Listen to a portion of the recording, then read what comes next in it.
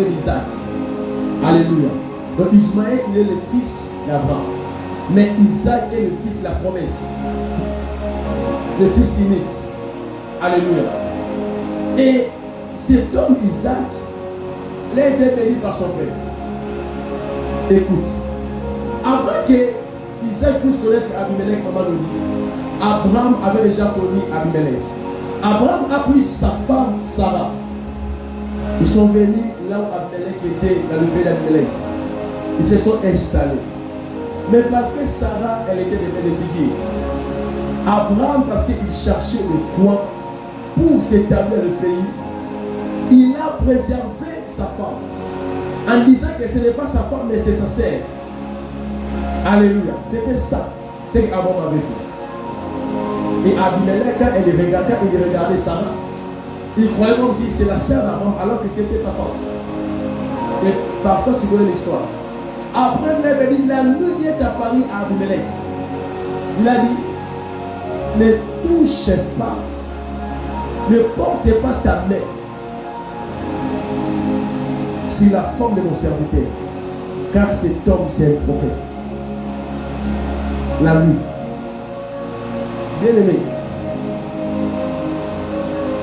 on va réellement comprendre que tu es en train de prier lorsque les gens auront l'interdiction de toucher à ta vie, ou bien de toucher à tes enfants, ou bien de toucher à tes objets à toi. Lorsque les gens viennent dans ta vie, ils touchent ta vie, ils touchent ta fille, ils touchent tes enfants, ils touchent ta finesse, c'est la montre que spirituellement tu n'es pas fort. Et c'est la montre que spirituellement tu n'es pas reconnu. Donne-moi un amen, je vais t'enseigner. Il dit, ne portez pas ta main sur cette femme, parce qu'elle est la femme de mon serviteur, le prophète. Le matin, Abel s'est levé, il a appelé avant, il a dit, pourquoi tu as fait ça? Pourquoi tu as menti que ce n'est pas ta femme alors que c'est ta femme? Et Abimelech était frappé par Dieu. Tu dois arriver dans une dimension, cher bien dans le Seigneur, que lorsque quelqu'un ose de toucher à ta vie, il doit être frappé par l'idée qui t'a appelé. C'est ça la loi du plus fort. Abraham était plus fort qu'Abimelech. C'est-à-dire, même s'il avait menti, oh mon Dieu, je peux dire quelque chose qui peut scandaliser quelqu'un. Même s'il avait menti, mais parce que spirituellement, cet homme avait reçu la bénédiction auprès d'un homme au nom de Melchisédek. Vous savez, Melchisédek n'était pas un homme ordinaire. Un jour, Dieu va nous aider, je vais parler sur l'ordre de Melchisédek. Melchisédek, qui est le roi de Salem, n'était pas un homme ordinaire. C'était un souverain sacrificateur. Selon l'ordre du très haut, lorsque tu vas commencer à fouiller avec les Écritures, maman Naomi, nulle part tu vas voir sa généalogie. Nulle part tu vas voir sa source. La Bible n'a pas regardé sur l'histoire de Melchisédek et Sika Aouta Wapi. Maman, la Bible n'a pas parlé. Un homme est apparu seulement, il a rencontré Abraham. Sinon c'était Melchisédek, qui veut dire roi de paix. Et tout ce qu'Abraham avait, il a donné à cet homme. Parce qu'Abraham savait l'hiérarchie spirituelle. Et cet homme n'avait pas donné à Abraham des enfants, ni de la finance, ni des billets de banque pour bénéfice. Mais il dit, Melchisédek bénit la vie d'Abraham. Alléluia.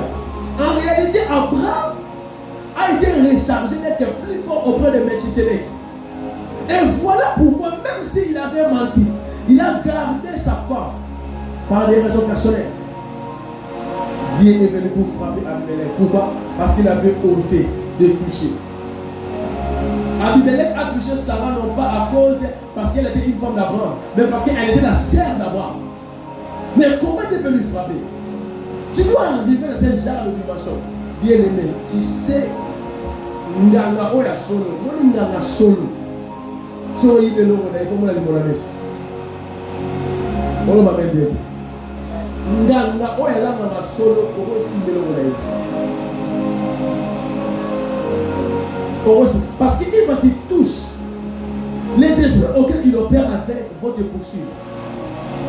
Abimelech a été frappé. La loi n'est plus forte.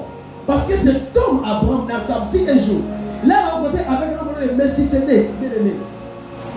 On n'a pas parlé de sa généalogie. Et si on t'a donné roi de Salem, le souverain sacrificateur, Melchisédek, il a béni Abraham. Et Abraham, spirituellement, il représentait un esprit. Spirituellement, il était une entité. Il était plus fort qu'Abimelech. Et Abimelech a dit non. Désolé. Parce que j'ai regardé, j'ai touché à ta femme. Et la Bible dit, Abraham a prié. Il a eu pitié. Et Abimelech a été guéri de sa maladie. Et après, Abimelech a dit à Abraham, désormais, le pays est là. Tu peux y habiter. Alléluia. Les gens ne te donnent pas l'espace parce que spirituellement tu es faible. Parce que spirituellement tu es faible. Et après qu'Abraham est passé, son fils Isaac est venu. Abimelech l'a reçu. Le séjour d'Isaac dans le pays avec Abimelech, Isaac n'avait pas commis de péché. Isaac n'était pas coupable dans un mauvais acte, non. Isaac, avec le pays de lui, il était loyal. Il faisait sa vie calmement. Alléluia. Mais parce que dans sa vie également, il avait un esprit supérieur. Il avait compris ce qu'on appelle la loi du plus fort. Alléluia. Qui est la loi de la jungle. Là où je partirai, je vais dominer. C'était ça la vie d'Isaac. Parce que son père lui avait béni. Parce qu'il était le fils de la promesse. Quand il est venu dans le pays d'Abimelech, Abimelech l'avait reçu. Abimelech a crié à lui. Mais après seulement un moment, un jour, Abimelech s'est réveillé à le matin. Il a appelé tout ses collaborateurs, ses habitants. Parce que Isaac également avait menti que c'était sa sœur et non pas sa femme. Alléluia. Quand Abimelech un matin s'est réveillé, il a convoqué son armée. Il a publié un décret loi. Cet homme ne peut plus rester dans notre pays. Mon frère, écoute le pourquoi les gens t'ont chassé. Écoute le pourquoi les diables étaient venus tenter Adam et Ève. Écoute le pourquoi les sorciers de ta famille sont là pour te combattre. Isaac n'avait rien fait. Isaac, c'était un garçon loyal. Il peut se réveiller le matin, moment donné, il peut dire, mais Abimelech, on était avec toi toutes ces années.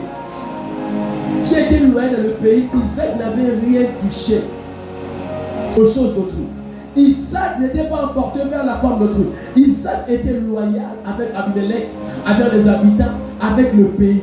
Mais comment Abimelech le matin il va se réveiller pour prendre la décision de chasser la vie d'Isaac? Pourquoi les gens t'ont chassé? Pourquoi les gens se complotent contre toi? Pourquoi les gens lancent des guerres, lancent des combats pour toi? Pourquoi les diables étaient venus tenter la vie d'Adam et Ève?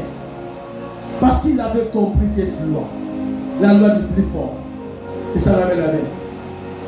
Isaac a voulu se demander qu'est-ce que je fais pour que vous puissiez les chasser. Est-ce que je fais du mal? Moi j'ai l'impression que Isaac parfois a mis le bien, on est agréé pour la même gouverneur de la vie pour demander, messieurs, qu'est-ce que je fais? Quel est le mal que j'ai commis? Alors que cet homme n'avait rien fait. Mais écoute la réponse d'Abimelech. Pourquoi il a voulu chasser cet homme? Abimelech dit à Isaac, va-t'en loin de nous. Va-t'en loin de nous. Va-t'en loin de nous. Car tu es devenu plus puissant que nous. Alléluia. Si cette terre de vivant, les gens te combattent non pas parce que tu es belle. Non. Les gens te combattent non pas parce que tu as beaucoup d'argent physiquement. Non.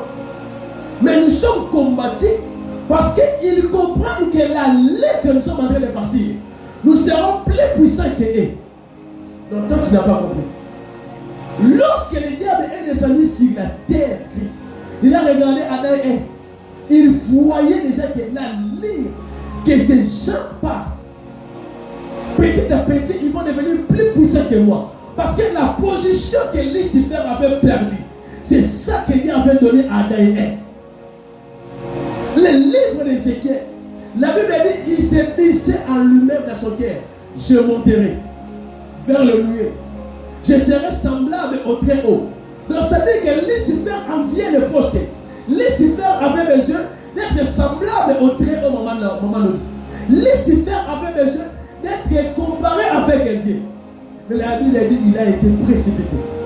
Et quand il est descendu sur la terre, il a trouvé un homme. Dans Genèse 1, verset 26, Dieu a dit, créons l'homme à notre image et à notre ressemblance. Alors que lui, dans le livre d'Ézéchiel, il a voulu être comme Dieu. Et il a vu que dans cet homme, ces gens, petit à petit, ils seront plus puissants que moi.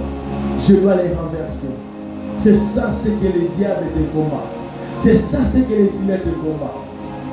Pourquoi on combat cette église? Parce qu'une fois que 8 mois, une année, 2 ans, on sera plus nombreux que lui. Donc toi, tu n'as pas dit un amen. Non, toi, tu n'as pas dit un amen. La loi du plus fort, c'est la loi de la chaîne. Mon frère, ma soeur, ce qui compte, ce n'est pas l'âge. Mais ce qui compte, c'est l'âge du monde spirituel. C'est les rangs spirituellement. Là, il dit, lorsque Daniel a eu l'intention de mettre la prière des jeunes de 21 jours, là, il dit, Dieu a répondu. Il a envoyé l'ange pour apporter la bénédiction. Mais là, il dit, dans le 2e siècle, wow, alléluia, il y a ce qu'on appelle le roi de Perse, les autorités célestes. On a bloqué la réponse de Daniel. Mais ici, Daniel est en train de prier, sans pourtant connaître la loi du plus fort.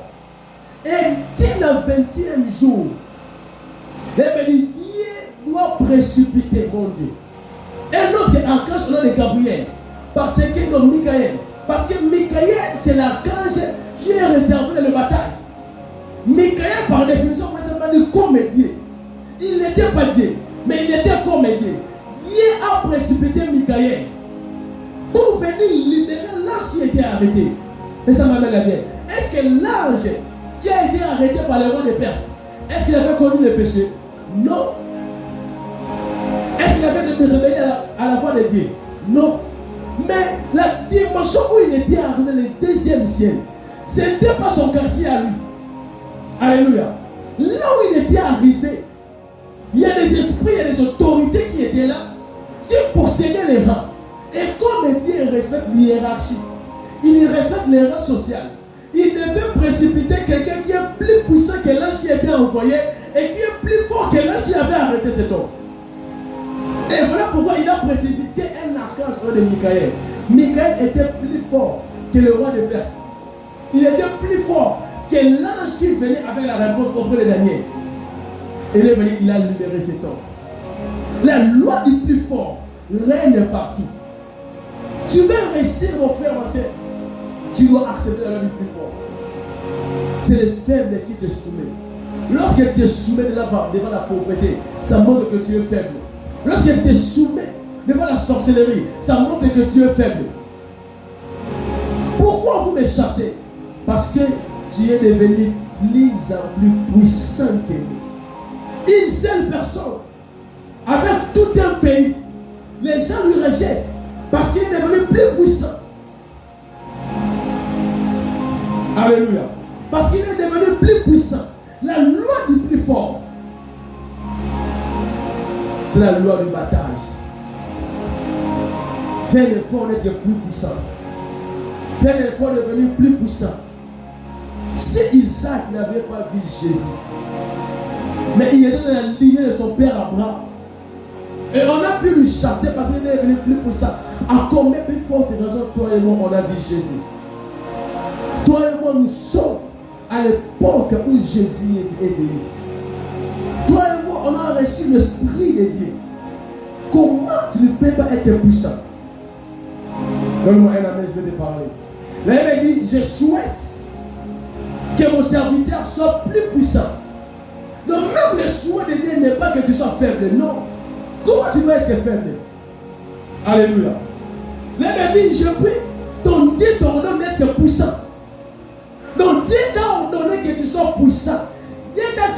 tu sois puissant, comment tu peux être faible? J'ordonne à mon serviteur d'être puissant. Nous avons des chrétiens, 50, 10 ans, mais ils sont faibles. Nous avons des chrétiens qui parlent en langue, mais nous sommes faibles devant les gars. J'ordonne que tu sois puissant. Pourquoi on te combat? Parce qu'ils voient. En réalité, nous-mêmes, ce qui est danger, c'est quoi, maman là-haut? Nous, les chrétiens, on ne voit pas notre puissance. Mais c'est les diables qui le voient. Et voilà pourquoi le combat. Quand tu vois la résistance, il sait qu'une fois qu'il te laisse, tu vas franchir la barrière. Voilà pourquoi ils sont là pour te combattre. Mais le problème est que nous-mêmes, on ne comprend pas que nous sommes plus puissants. Si Adam savait qu'il représentait des sur la terre de vivant, si Ève savait, il ne voulait pas donner ses oreilles au serpent. Parce que Adam et Ève représentaient des sur la terre. Dieu s'est reposé, pourquoi? Parce qu'il venait de créer un autre créateur. Il s'est noté que je suis là, je dois me reposer. Même dans mon absence, Adam et Ève est là. Alléluia. Même dans mon absence, Adam et Ève est là. Même dans mon absence. Tant que tu es là, tu vas dans une dimension. Même si mes enfants dorment sans prier, t'inquiète, moi je suis là. Alléluia. Tu dois prendre la place de tes enfants. Est-ce qu'on les favorise pour ne pas prier? Non. Mais au cas où s'ils ne prient pas, tu dois être sûr que moi je suis là. Et il faut convaincre tes enfants à un point où même si vous êtes fatigué à prier, croyez que moi je suis là. C'est ça la loi du plus fort. Le lion, quand il est absent, en laissant ses petits, il est tellement assuré. Même si le petit lionceau ne sont pas encore arrivés à l'âge de régir, mais là où le père est allé chercher la nourriture, il savait que mes enfants sont en sécurité. Même de loin, quand un antilope vient, même de loin, même n'importe quel animal vient là où les lionceaux sont. Si seulement il entend les rugissements des lions, et tous vont partir. C'est ça la loi du plus fort. La loi du plus fort ne dépend pas de la présence d'une personne, c'est seulement de la voix. Toi, tu n'as pas compris. La loi du plus fort est représentée, non pas seulement il faut que tu sois là, non. Il suffit que les gens puissent écouter seulement ta voix. Vous savez, c'est tel que nous sommes en train de prier. Même si l'église de l'Église n'est pas arrivée ici, et que dehors, sa voix, dit que l'église, on n'a pas besoin qu'il puisse arriver ici. Seulement sa voix. Donc la voix représente la personne dans le monde spirituel. La spiritualité des voix. Tu dois arriver dans une dimension, toi tu n'es pas là. Mais seulement ta voix peut jouer une très grande rôle. Est-ce que dans ta vie tu peux coordonner les choses? Nous vont dans les entreprises de députés, nous vont dans les sociétés de PDG, de DG. Il est absent, mais il a seulement coordonné sa voix seulement. Et la réunion s'est bien déroulée. C'est la loi du plus fort. Ça ne dépend pas que tu sois là. Il suffit que tu puisses parler, que tu puisses élever ta voix. Si le lion rugit, tous les animaux doivent se taire. Mais lorsque toi tu pries, est-ce que les gens se taisent? Quand tu pries, est-ce que les sorciers se taisent? Quand tu pries, est-ce que les occultistes se taisent? Tu dois arriver dans ce genre de dimension. Il a dit non, tu ne peux pas être avec nous. Parce que tu es devenu plus puissant que nous. Pourquoi? Parce qu'Abimelech était faible. La première des choses qui caractérisait la faiblesse d'Abimelech est qu'il a envié les autres. C'est ça la faiblesse. Il dirigeait un grand pays. Il y avait plusieurs femmes qui étaient là, mais il a envié les femmes des autres. L'envie, c'est l'esprit de la faiblesse. Alléluia. Tu dois être un homme spirituel. Celui qui est plus fort que les autres aura la fierté de sa vie, aura la fierté de sa beauté, aura la fierté de ses habits, aura la fierté des choses pressées qui sont entre ses mains. Lorsque tu commences à envier, ça révèle ta faiblesse. Alléluia. L'envie est différente avec la compétition. N'oublie pas que nous sommes dans un monde de la compétition. C'est le plus fort qui résiste. C'est le plus fort qui résiste. Ses yeux étaient emportés vers la forme d'autrui. Sans la faiblesse. C'est-à-dire Il était habitué à toucher aux choses d'autrui. Fais très attention. La loi du plus fort ne permet pas que tu puisses toucher aux choses d'autrui d'une manière illégale. Alléluia. Cela va te faire devenir faible et ils seront plus forts que toi. Ne touchez pas aux choses d'autrui illégalement. N'enviez pas les choses d'autrui. Tu peux apprécier, mais n'enviez pas. Alléluia. Cela va te rendre faible. Tu dois être posé dans la vie. Le lion, quand il marche dans la forêt, il est donc que ce soit la nuit, il est tellement posé. Alléluia. Il est tellement. Donc il peut se promener toute seule dans la forêt. Il est tellement posé. Voilà pourquoi David nous rappelle quelque chose. Même si je marche de la veille de l'ombre de la mort, je ne crains aucun mal. Parce que David savait qu'il était plus fort, plus puissant que Goliath. Le problème de Goliath est qu'il voulait être plus fort à cause de sa bagarre. Mon frère, ma soeur, être plus fort, c'est ne pas d'être bagarre. Non. Être plus fort ne regarde pas le corps, mais être plus fort regarde au sommet de l'esprit. Être plus fort de ton esprit, devant tes rangs sociaux. Dieu, c'est un Dieu de l'ordre. Ouais. Dieu, c'est un Dieu de l'ordre. Le Dieu de la Bible, c'est un Dieu de l'ordre. C'est un Dieu de hiérarchie. Il était le Dieu d'Abraham, le Dieu d'Isaac et il est le Dieu de Jacob. C'est le Dieu de la paternité. Abraham est devenu plus puissant, non pas à cause de ses prières, parce qu'il avait rencontré quelqu'un qui était plus puissant que lui. Le fer aiguise le fer. Si tu veux être plus puissant, attache-toi avec les gens qui sont plus puissants que toi.